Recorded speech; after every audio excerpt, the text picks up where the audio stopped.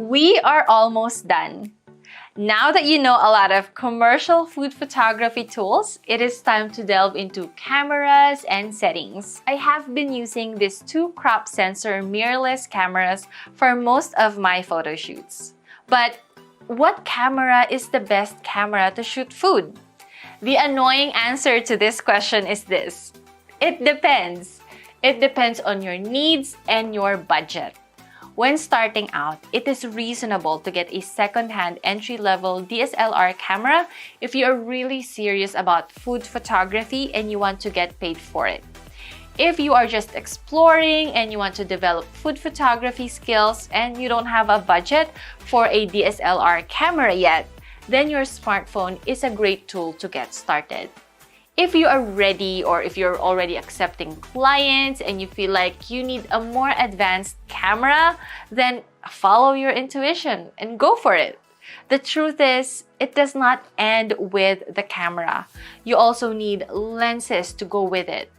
For example, to get these shots, I used a 60mm equivalent macro lens. I can't get this shot using the kit lens that came with my mirrorless camera. I had to buy lenses separately. If you will be photographing big table setups, then you may need a wide-angle prime lens. If you want a lens that you can also use for different purposes such as family photo shoots and travel, then getting a 50mm prime lens first will be a good choice. Bottom line is that cameras and lenses have strengths and weaknesses. You have to take note and seriously write down your purpose, budget, and priorities and decide from there. In my case, we got these cameras because we do photos and videos. So we had to choose a camera that can do both. This camera may not be the best camera out there for photos, but I'm happy with what I'm getting, considering that I can also use it for videos to make lessons like this, accept videography gigs, and create other video contents. I also love that these cameras fit my budget. For the lens, I have three that I purchased separately. I have a 50mm equivalent prime lens, I have a 60mm equivalent macro lens, and a zoom lens. To show the difference, I took a photo of the same subject using these three lenses.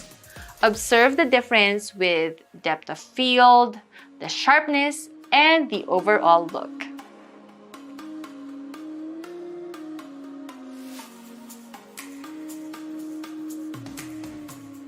Another tool that greatly helped with my food photography is this tripod.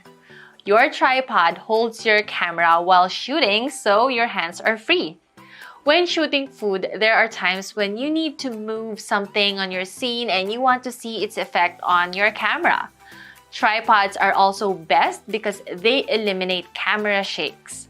One of my mistakes as a beginner is shooting handheld, which can result to blurry images. When doing commercial food photography, you want to avoid this altogether. So using a tripod can be your best friend.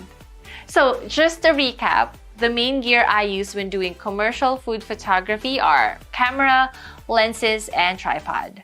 The best camera to develop your skill is the one that you have right now.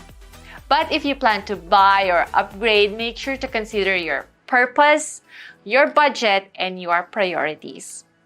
Your lens choice will also depend on the photos you plan to create the most. A macro lens is best for close-up images, and a 50mm prime lens is best if you plan to take photos of different subjects, and a wide-angle lens is best for capturing larger scenes. In the next lesson, we will quickly go over camera settings and the file format I used for this photo shoot. See you there!